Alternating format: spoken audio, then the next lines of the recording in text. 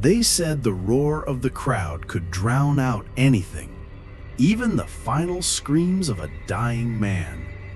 But as the gates creaked open beneath the Roman sun, and the scent of blood from the previous execution still clung to the sand, every gladiator knew the truth. Nothing could silence terror once it took hold. Today, in the depths of the Colosseum, someone would die for entertainment, and the crowd would demand more.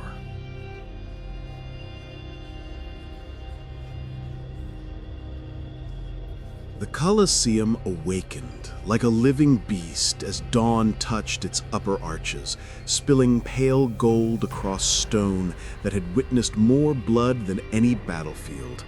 Vendors shuffled toward the entrances, their baskets clinking with bronze tokens and cheap wine. Slaves swept away the ash of last night's torches, pushing it into dark corners where the rain would never reach. Every man, woman, and child in Rome knew today's lineup would be extraordinary. Not for its scale, though dozens would die, but because the emperor himself had promised a spectacle never before seen. Such promises were rarely made and never empty. Inside the hypogeum, the underworld beneath the arena floor, the air was thick with rot, sweat, and the metallic sting of old blood. Torches flickered along narrow corridors where gladiators, chained or unchained, depending on their status, prepared for the day with the resignation of men who understood that survival was a privilege, not a guarantee. Some whispered prayers to forgotten gods, others sharpened blades with quiet determination. A few simply stared at the stone walls, memorizing their cracks as if they might be the last things they ever saw. Among them was Queso, a Murmillo, whose broad shoulders and scarred arms marked him as a veteran. He sat on a low stool, helmet resting beside him, tracing the dent made by a spear 3 months earlier. He could still remember the sound, like thunder striking bronze. He had won that fight, if surviving could be called winning. Yet Romans did not care for stories of survival. They cared only for spectacle. And Queso's blood-soaked resilience had long ago made him a fan favorite. "You should eat," muttered Tyros, a young Thracian who had joined the Ludus only weeks before. He held out a chunk of coarse bread. His hands shook. They always did before a fight. Queso glanced at him, then shook his head. "Bread won't keep you alive today." Tyros swallowed, looking toward the barred gate that opened into the arena. "Do you think the crowds will be big?" "They are always when men are promised miracles or massacres," Queso replied, "and today they shall have both." Above them, the rumbling grew. Citizens poured into the stadium, their sandals scraping against marble steps as they fought for the best vantage points. The wealthy settled beneath awnings shaded from the sun. The poor crowded the highest tiers, bringing their shouts and crude jokes with them. Children dangled their feet, eager for blood before their midday meal. Even priests attended, cloaking their participation in the excuse of observing the moral decay of the masses. But everyone knew the truth. Rome loved death, needed it even. It was the glue that kept their empire from feeling the weight of its own cruelty. Down in the hypogeum, a horn sounded. Short, sharp, unmistakable. The games were about to begin. Tyros flinched. "That's the first signal!" Queso stood, lifting his helmet and sliding it over his head. "Yes, the beasts go first." The beasts were a warm-up, a casual horror designed to amuse families and judge whether the gods favored the day. Lions, leopards, and even the occasional starving bear were sent out to maul condemned prisoners who had no training, no weapons, and no hope. Their deaths were not considered executions nor combat. They were entertainment. Queso placed a hand on Tyros' shoulder. "We don't fight yet. Keep your courage for when it matters." But Tyros' eyes were fixed on the far gate, where shadows moved, huge shadows, pacing, growling, restless. The crowd erupted as the first cage opened, and the killing began. The arena floor shook as the lions burst into the sunlight, their fur matted with dirt, ribs visible beneath their tawny hides. Hunger made them fearless. They circled the first condemned man, a thief dressed in rags, before pouncing as one. His scream tore through the Colosseum, and the crowd answered with wild applause. Children stood on their toes, trying to see more. Women leaned forward, fascinated by the flick of claws and the spray of red that followed each bite. Queso watched from the shadows, jaw clenched beneath his helmet. He had long ago learned to accept death as an unavoidable companion, but the beast shows always unsettled him. There was no honor here, no discipline, no dance of strategy or strength. Only hunger weaponized for public amusement. The second prisoner tried to run. The lioness caught him by the leg, dragging him across the sand as he begged for mercy that would never come. Above him, the emperor raised his hand lazily, acknowledging the entertainment as if greeting an old friend. His jeweled rings glittered in the sun, reflecting light like tiny blades. "Look at them," Tyros whispered. "They cheer as though they sit at a feast." Queso didn't look away from the carnage. For them, this is a feast. When the last prisoner fell silent, attendants rushed forward to rake the blood-soaked sand into a smooth layer, hiding the remains beneath new grains. The arena floor had seen this ritual thousands of times. Kill, cover, repeat, until the ground itself felt like a graveyard pretending to be a stage. A second horn echoed. Now it was the gladiators' turn. Queso and Tyros were unchained, their wrists freed by a guard who never met their eyes. The corridor leading to the arena gate was narrow, carved from limestone that absorbed heat like a furnace. Tyros wiped his palms on his tunic. Queso's breathing remained steady, controlled. He had survived 52 matches, though survival meant little. Each victory brought him closer to the fight he might not walk away from. "What kind of match is it?" Tyros whispered. "A paired bout, 2 against 2, likely a ritualized and a secutor." Tyros swallowed. The ritualized fought with a net and trident, fast and unpredictable. The secutor, armored and relentless, was built to hunt the ritualized. Facing both at once was a test of more than strength. It was a test of fate. The gate began to rise. Light pierced the darkness in a sharp, widening triangle. The sound of the crowd swelled, rolling towards them like a storm tide. Queso stepped forward. Tyros followed, trembling but determined. When they emerged into the sun, the air felt different, charged, electric, as if the Colosseum itself were exhaling after holding its breath.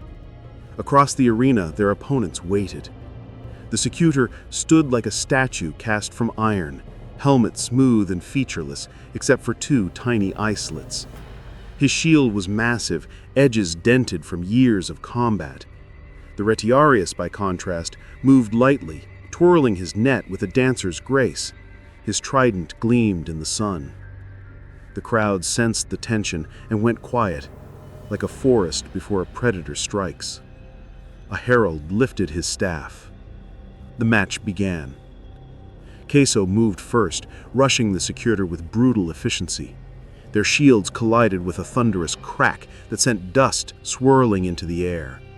Tyros held back, circling, waiting for the ritualized to commit. Every movement on the sand mattered. To slip was to die. The ritualized lunged, sending his net flying toward Tyros. The Thracian ducked, rolling across the sand.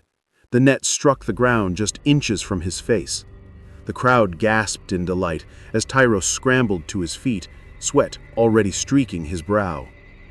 Queso and the secutor traded blows, each strike heavier than the last. Queso felt his muscles burn, but he pushed harder, stepping inside the Secutor's reach to land a shield bash that sent the man stumbling. The crowd roared. Victory tasted close. But the arena was never merciful. The Retiarius, abandoning Tyros, sprinted toward Queso, raising his trident for a killing thrust. Queso twisted just in time, but the trident scraped his shoulder, tearing open flesh beneath the armor. Pain flared, sharp and hot.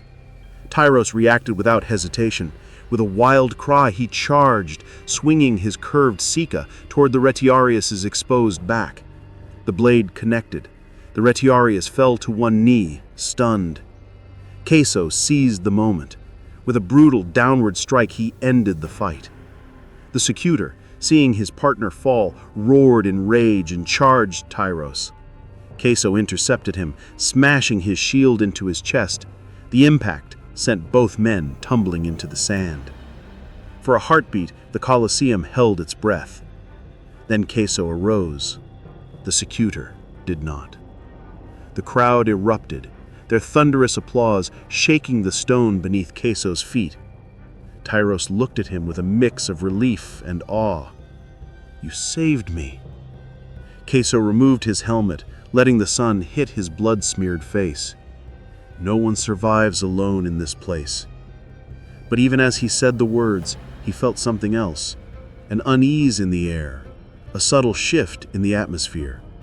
A shadow crossed the Emperor's face. A whisper spread through the audience. The real spectacle had not yet begun, and whatever awaited them next would make today's victories feel like nothing at all. A third horn sounded, deeper, slower, unlike the sharp signals that had marked the earlier stages of the games. The mood in the Colosseum shifted instantly. Conversations died. Wine cups paused midair. Even children, still giggling moments before, quieted as if sensing that something sacred or monstrous was about to unfold. Queso wiped blood from his shoulder and felt the hair on his arms rise. He had heard this horn only once before, many years ago. It signaled a munus sine missione, a fight with no possibility of mercy, no appeal to the Emperor, no gesture of surrender. Someone would die, perhaps several, and the crowd would savor every moment. "Why are they calling for that now?" Tyros whispered, voice cracking. "We already fought. We won." "Because the Emperor wants more, and what the Emperor wants..." He didn't finish. He didn't need to. Attendants rushed onto the arena floor, dragging away the corpses of the Retiarius and Secutor with long iron hooks. Sand was raked once more, covering the blood until the arena looked almost clean. Almost.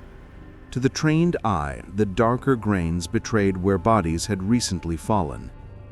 A herald appeared at the Emperor's side. He unrolled a scroll sealed with crimson wax and raised his voice so that all of Rome might hear.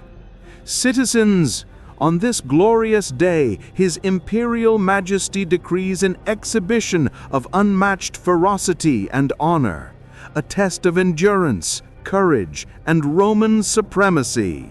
Today, your gladiators shall face the Scythian riders." The crowd erupted. Queso felt his chest tighten. The Scythians were no ordinary combatants. They were prisoners of war captured years earlier, nomads raised in a world where every child learned to ride before they learned to walk. They fought from horseback, firing arrows with deadly precision even at full gallop. In the arena, they were chaos incarnate. Tyros stared in disbelief. "But we're on foot." "Yes, that is the point," Queso said grimly. A distant rumble began, hooves striking packed sand in a rhythm that vibrated through the stone foundations of the Colosseum. Then the gates burst open. 6 Scythian riders thundered into view, their horses sleek and muscular, their armor made of leather adorned with intricate patterns. Each rider carried a short bow and a curved blade. Their eyes were cold, distant, as if nothing in Rome impressed them, not even death. They circled the arena, tightening into a deadly spiral around Chaiso and Tyrus. Chaiso raised his shield, analyzing the pattern of their movement. Tyrus steadied his breathing, trying to mimic his mentor's calm. A single arrow flew. It struck Chaiso's shield with a thud that jolted his shoulder. The crowd roared in approval. "Move!" Chaiso shouted. "Don't stay still! Make them adjust their aim!" They sprinted across the sand, weaving between the circling horses. Arrows rained down like a sudden storm. One grazed Tyrus's arm, another embedded itself in the corpse rake left abandoned near the arena wall. Chaiso ducked beneath a horse's neck, swinging upward with his gladius. He felt the blade scrape armor, but not flesh. The rider twisted away with animal-like reflexes. The second rider swooped in from behind, blade raised. Chaiso spun, parrying at the last second. The impact sent vibrations through his arm. He countered with a stab towards the horse's flank, but the animal shifted, narrowly avoiding the strike. Tyrus lunged at another rider, slashing at the man's leg. The Scythian recoiled, but as Tyrus pursued, an arrow struck the sand at his feet. He stumbled, falling hard onto his back. Chaiso raced toward him, but a rider intercepted, galloping between them. An arrow flew. Tyrus rolled aside just in time. "Get up!" Chaiso roared. The riders split, changing formation, tightening their spiral. They were hunting now. A rider aimed at Chaiso's exposed leg. Chaiso dropped to one knee, raising his shield just in time. The arrow ricocheted upward, striking the wooden railing behind him. Spectators shrieked with exhilaration. Chaiso made a decision. He hurled his shield forward directly at the rider closing in. Startled, the horse reared, losing momentum. Chaiso sprinted toward the man, grabbing the stirrup and pulling with all his strength. Horse and rider toppled. The crowd gasped as dust erupted around them. Before the rider could react, Chaiso plunged his gladius into the man's chest. Blood sprayed across the sand. The horse fled, snorting in panic. One down. But there were still 5. Tyrus regained his footing, emboldened by Chaiso's success. He ducked under another arrow and leapt toward a rider, slashing the horse's side. The animal shrieked, bucking wildly. The rider fell, hitting the sand with a sickening crack. Tyrus moved in for the kill, but before he could strike, another rider charged. The blade caught Tyrus across the ribs, drawing a long, shallow cut. Tyrus hissed in pain, but stayed upright. "Back to me," Chaiso commanded. They regrouped, standing back to back as riders circled again, now more cautious, more coordinated. Their previous recklessness had cost them 2 warriors, and the Scythians did not tolerate failure. A rider fired. Chaiso batted the arrow aside. Another charged. Tyrus dodged, slashing the horse's leg. The animal stumbled, sending the rider crashing headfirst into the sand. 3 down. The remaining riders dismounted, realization dawning that horseback advantage no longer outweighed the risk. They drew their curved blades and advanced. Chaiso's breathing grew heavier. Sweat stung his eyes. Tyrus's steps faltered. His earlier wound had begun to bleed more freely now, but retreat was not an option. Not here. Not under the gaze of thousands demanding entertainment. The first dismounted rider attacked Chaiso with swift, slicing blows, testing his guard. Chaiso deflected the strikes, countering with a deep cut to the man's thigh. The rider staggered but did not fall. Tyrus squared off with another, blades clashing, sand flying at every step. He was fast, faster than Chaiso expected, but speed alone could not disguise exhaustion. Tyrus slipped. The rider lunged. Chaiso moved before thought, crossing the distance with a desperate sprint. His blade intercepted the killing blow, locking metal against metal. He shoved the attacker back, then drove his gladius into the man's throat. Tyrus gasped for breath, eyes wide with gratitude. Chaiso nodded. Stay alive. But survival was becoming a luxury they might soon lose. Above them, the Emperor watched in silence. Something colder than the Scythian blades settled over Chaiso. The games were far from over. The hours after the final combat dragged on like a slow, dying breath. The arena crews, their tunics stained with blood up to the elbows, swarmed the sand like ants dismantling the corpse of a giant. Wooden stretchers slid across the arena floor. Severed limbs were shoveled into baskets.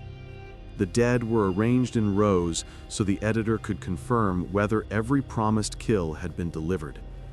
Even the victor was required to remain until all bodies were counted, his muscles trembling under the drying crust of his own sweat and someone else's blood. Above them, the last of the spectators trickled out of the stands. Their sandals clicked on stone steps, still wet in places from arterial spray.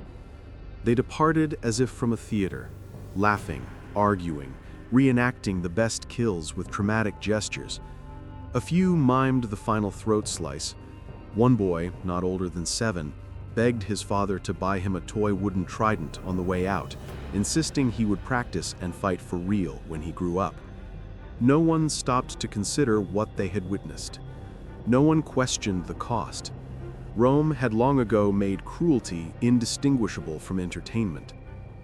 When the final corpse was hauled away, the editor descended from the imperial box. His expression was businesslike, almost bored. He congratulated the victor mechanically, promised him additional coins for surviving longer than expected, and instructed slaves to escort him back to the barracks. The crowd's roar had already become the roar of memory, fading, hazy, insubstantial. Tomorrow, another set of games would take its place. The city was insatiable. Night fell heavy over the Ludus Magnus. Torches hissed in the damp air as guards barked orders and locked the heavy wooden doors behind the returning fighters. The victor, his name barely remembered even by those who trained beside him, collapsed onto the stone floor of his cell. His knees buckled, his chest heaved like a forge bellows. His hands, still trembling, stained the ground red where he placed them. His throat tasted only of metal and dust. Another gladiator, a man who had lost 3 friends that afternoon, stared silently from the adjoining cell. His eyes reflected not admiration, but exhaustion, an understanding shared only by those who killed for survival, never for glory. "You lived," he said quietly. "Tomorrow, maybe I will." The victor didn't answer. He was listening. In the distance, from the direction of the Colosseum, he could still hear faint echoes. Shouts, laughter, the ghost noise of 50,000 people baying for blood. It lingered like an aftertaste, a reminder that each cheer had been bought with a human life. The games might end for the night, but the hunger that fueled them never slept. In another part of the city, a senator dined with his guests, describing the marvelous display he had witnessed. He praised the strength of Rome, the discipline of its fighters, the divine order of a world where certain men existed purely to die so others could feel powerful. His guests applauded politely. A slave poured him more wine. The city lights shimmered on silver plates as if untouched by death. Far from the banquet halls, the families of the fallen gathered at a locked gate behind the Colosseum. They waited with small lamps, clutching coins or tokens that proved their relation to the dead. The gatekeeper, half drunk, half indifferent, read their names from a tablet. Those approved could retrieve the bodies for burial, provided they paid the proper fee. Those who couldn't pay watched the carts carry their loved ones away to mass pits just outside the city walls. One woman cried quietly into her shawl, repeating her brother's name like a prayer. Another man, denied release of his son's body because he lacked the required bribe, sank to his knees in the dust, the torchlight painting streaks of orange across his hollow face. Rome did not grieve, it merely administered. As the moon climbed higher, the arena stood silent again, an empty bowl of stone with dark stains between its grains.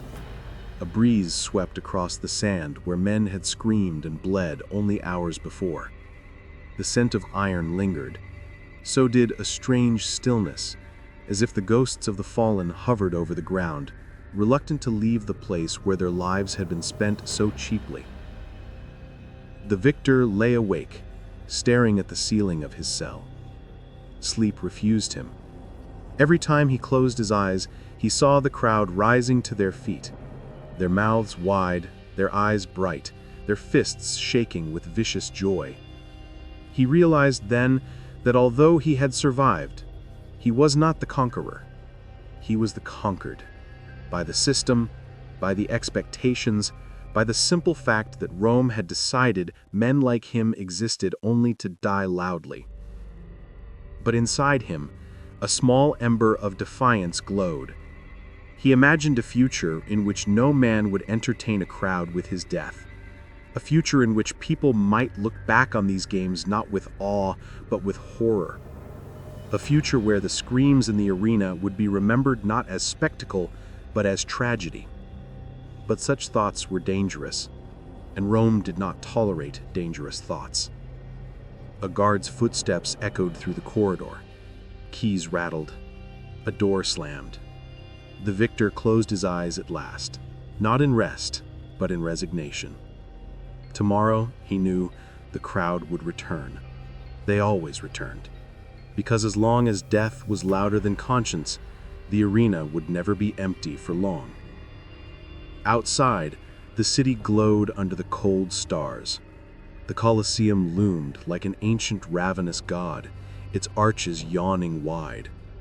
And beneath its shadow, Rome slept peacefully, unaware, or unwilling to care, that its greatest source of entertainment was built entirely on the suffering of those who died screaming for its amusement.